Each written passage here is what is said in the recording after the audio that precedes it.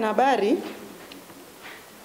kwa heshima na taadhima, nachukua fursa hii kuwakaribisha katika semina hii kuhusu rushwa katika uchaguzi. Katika semina hii tutawapitisha kwenye maeneo muhimu sana matatu.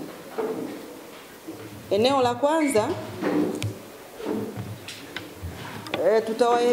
tutawaelimisha kuhusu sheria ya uchaguzi namba 1 ya mwaka 2024 ambamo ndani yake tutagusia makosa ya rushwa kwenye sheria hiyo ya uchaguzi wa rais, wa bunge pamoja na madiwani. Lakini sehemu ya pili, mtaelimishwa kuhusu sheria ya gharama za uchaguzi.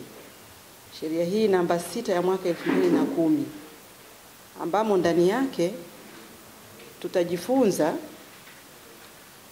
makatazo yaliyomo kwenye sheria hiyo. Tutagusia zaidi vitendo vinavyokatazwa na sheria ya gharama za uchaguzi. Eneo la tatu, tutawakumbusha kuhusu wajibu wenu wa kuzuia rushwa katika uchaguzi.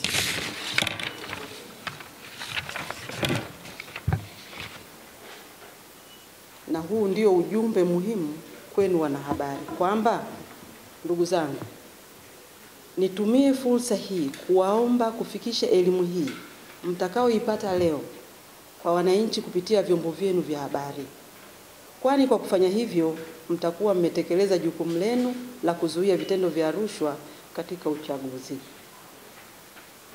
Pia niwasisitize kutumia vyombo vyenu vya habari kuwahimiza wananchi kutumia fursa yao ya kikatiba ya kupiga kura. Wahimizeni wananchi wajitokeze kwa wingi sana siku ya kupiga kura tarehe 29 mwezi wa 10 mwaka huu, ili waweze kupata viongozi bora na waadilifu watakaojali maslahi ya jamii kwa kuwaongoza kuweka mipango ya kuendeleza maeneo yao na taifa kwa ujumla. Ninawashukuru sana kwa kunisikiliza. Karibuni, tutaendelea na session kama nilivyoelezea. Karibuni sana.